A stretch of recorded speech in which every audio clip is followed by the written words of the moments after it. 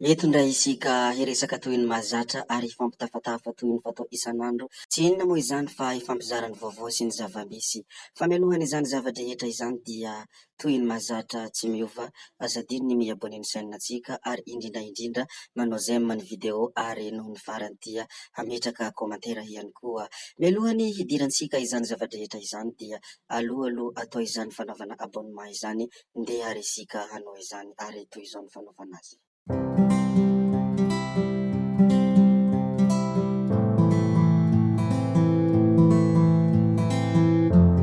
Ny voalohany hidirantsika amin'izany moa dia ity zavatra anankiray ity, ampahafantarina moa izy ity satria anisan'ny tena zavatra tsara ho fantatra. Nihemotra laharana faha 750 amin'ny firenena 350 i Madagasikara amin'ny sehatra fampandrosoana ny maha olona. Ny manaraka izay ho lazaintsika ihany koa sy ampahafantarina araka ny antotanisa izay navoaka ny ministeran'ny fitsarana dia manodidina ny 100 ny ankizy tsy ampy taona voafonja maneran'ny Madagasikara. Io moa dia araka ny antotanisa avy ao amin'ny ministeran'ny fitsarana, ny halatra madinidinika sy ny resaka fifamonoana no hiampangana ny ankamaroany ireo tanora ireo. Mba hanatranatra kely ho an'ny tanora izay mbola tsy tratrany io trangan-javatra io dia mahaiza foana mitondra ny fahatanorana ary azadia variana amin'ny rendrarendra fa ny fahatanorana dia anisan'ny tena mitondra ny hoavinao amin'ny fiainana any aoriana any. Rehefa voalaza moa ny mikasika an'izay, ndeha isika iresaka mikasika ny fanambarana izay nataon'ny Marc Tatandraza. Marc Tatandraza moa dia anisan'ny olona izay manao fanambarana foana ao anatin'ny tambazotran-tserasera ary maro raha teo ny olona mametra-panontaniana hoe normal ve i Marc Tatandraza sa olona adala sa olona misary adala. Toy izao moa ny fanambarana izay nataon'ny Marc Tatandraza. Manjakako sy andriambavilanitra i Ramatoa Lalatiana Rakotondrazafy nahoromitra amiko ara ianareo rehetra hoy Marc Tatandraza. Izany hoe natezitra na ho faly na tsy ho faly ianareo rehetra dia mpanjakany ary andriambavilanitra i Ramatoa Lalatiana Rakotondrazafy. Rabaina i Marc Tatandraza satria manana mpanjaka vavy ary manana andriambavilanitra ihany koa dia mazotoa manompo mpanjaka ary andriamatoa Marc Tatandraza ilay mpaminany teo aloha. Apetraka atsika ihany koa ny mikasika an'izay resaka Marc Tatandraza izay, ndeha isika ilaza zavatra hafa indray izay tokony ho lazaintsika ary izay tokony tsara ho fantatra ihany koa. Tsara ihany koa ny manambara aminareo rehetra mpanaraka an'ity chaîne ity fa nahazo famitsorana vonjimaika arahana fepetra fanaraha-maso eo anivon'ny fitsarana ny solombavam-bahoaka Antsiombe, tsy iza moa izany fa Masy Golamali. Rehefa natao andro maso 18 andro tao Ambovombe, andrasana ny mety ho tohiny ity raharaha solombavam-bahoaka Antsiombe ity, raha nahazo fahafahana vonjimaika ny tenany. Ny hafa manaraka izay ho zaraintsika atao anatin'ity video ity dia raikitra indray ary mbola nitohy ny fifanjevona teo amin'ny Zanirina Rafanomezantsoa sy andriamatoa Paulbert Rosy Rahasoanana. Nanao fanambarana moa i Zanirina Rafanomezantsoa ny hoe vita ny famitorana nataon'ny Zandaray, isaorako tanteraka ny fanajana ny zoma olona tamin'ny fanaovana famitorana. Fa mahagaga dia Paulbert Rosy Rahasoanana no mitory ahy, nefa dia Paul no nanaovako publication hoy Zanirina Rafanomezantsoa. Karaha ihany moa ny manamarina hoy Zanirina Rafanomezantsoa fa resaka dadatoa Rakotobe sy fanoloana ireo sefokon-tany no votoatin'ny fitoriana ahy. Na zany na tsy zany anefa dia nametraka fitoriana any Paulbert Rosy Rahasoanana koa ny tenako ary mangataka ny tsy hahazahoany mivoaka any Madagasikara. Samy eo ambany lalàna isika ary samy zanaky n'ity Madagasikara ity hoy Zanirina Rafanomezantsoa hatrany raha nanao ny fanambarana tao anatin'ny kaontiny. Raha izany resaka resahany izany dia mangataka izy ny mba tsy hivoahan'ny Paul i Madagasikara ary mba tsy hahazo hivoaka i Madagasikara fa samy ambanin'ny lalàna isika rehetra ho izy ary samy zanaky ity Madagasikara ity. Ary mbola vogadona teny amin'ny Toby Ratsimandrava hiatrika fanadihadiana noho ny fitoriana izay nataon'ny Ingapôly i Zanirina Rafanomezantsoa ny tamin'ny maraina dia efa nilaza sahady fa hametraka ny fitoriana mikasika ireo publication miisa 17 tamin'ny nataon'ny Paulbert azy.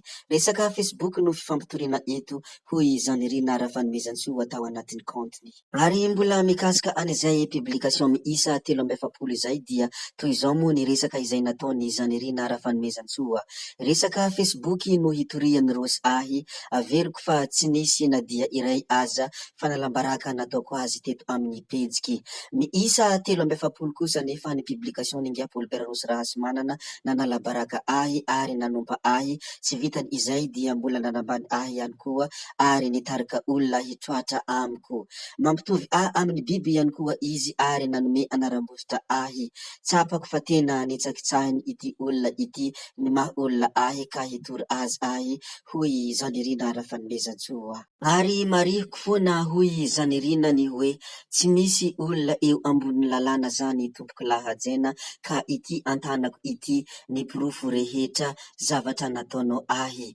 Eny fa na dia famoahana didim-pitsarana teto amin'ny Facebook ary dia tsy rariny izay didy tsy ety ampelantanako ary tsy fantatro. Nilaza nianatra lalàna ianao nefa ianao tena mpanakorotana ity firenena ity. Ampy fandeferana taminao fa tonga lera hangatahana amin'ny hitondrana anao eo amin'ny fitsarana hoy hatrany ity namana ity raha nanao ny fanambarana mikasika any Rosy. Ka io indrindra no antony ilazako hoe mbola tsy tapitra ary mbola mitohy ny fifanjevona eo amin'ny Rosy sy eo amin'ny Andriamatoa Zanirina. Anisany hafatra izay tena nahatalanjona izay navoaka ny Zanirina moa ny hoe nilaza nianatra lalàna ianao nefa ianao no tena mpanakorontana any ity firenena ity. Mpanakorontana ny firenena hoy izy, nilaza nianatra lalàna nefa dia mpanakorontana. Rahantsika moa izay mety ho tohiny ity raharaha eo amin'ny Rosy sy Zanirina ity ary tsy maintsy ho hitantsika eo ihany ny tohiny ity tantara ity fa isika dia manaraka ny fizotra ny tantara ary manaraka izay zava-misy miseho eto amintsika. Apetraka antsika hatremo ny mikasika an'izay Zanirina sy resaka Rosy izay ndeha isika ilaza ny resaka manaraka izay tsara ho fantatra ary ny resaka manaraka izay tokony ho lazaina. Anisany hafatrafatra moa ity izay niparitaka tao amin'ny tambanjotra ity ary hanatra ho an'ireo olona rehetra izay manao politika ary indrindra indrindra ho an'izay olona te hiditra ao anatin'ny politika. Toy izao moa ity fanambarana ity, toy ny ady nankizy ny politika ho izy, mbety ka miady, mbety ka miombona. Izany ankizy tsy atao mahataitra hozy izy fa toy izany koa ny mpanao politika, matetika miara-dia ary matetika mifanafika ihany koa. Noho izany dia tsy tokony atao mahataitra ihany koa ny resa politika fa arakaraka ny fisehoan-javatra amin'ny politika dia tsy misy fiarahana mandrakizay zany ao anatin' io politika io ary tsy misy fifanenjehana mandrakizay ihany koa. Ao anatin'ny politika dia rehefa mifanojo ny foto-kevitra dia miaraka mazava ho azy ary rehefa mifanohitra ny foto-kevitra dia mifanome lamosina. Ohatra vitsivitsy amin'izany dia ireto hitantsika ireto hoy ity namana ity raha nanao fanambarana toy izao moa ny ohatra izay nomeny: Rajonarimampihana Hery sy Ravalomanina Marika ary Rajoelina Andry sy Andrianarivelo Hajo. Zay sy zay moa ny fanehoan-kevitra ny namana iny koa dia anjarantsika tsirairay no mandinika hoe toy ny adin-jaza marina ve ny politika satria ny zaza rehefa miady dia tsy mitazona lolompo mandrakizay fa eo am-piadiana dia miady fa rehefa kelikely dia mifanaraka indray. Zay ihany koa moa ny namarana any ity video ity re tompoko vavy sy tompoko lahy koa dia ankasitrahana foana ianareo na vitanay haino izany hatramin'ny farany ary mbola iangaviana ianareo no mbola hanaraka ny video manaraka izay alatsaka misesisesy ato. Zay fa tsy ataonay lava ny resaka hametrabeloma izahay ody izahay sao dia fa ianareo kosa mazotoa amin'ny zavatra rehetra izay atao veloma vetivety fa tsy hoe veloma mandrakizay amin'ny manaraka indray. Indro-patao pisibisy gaby oe tsao tsao.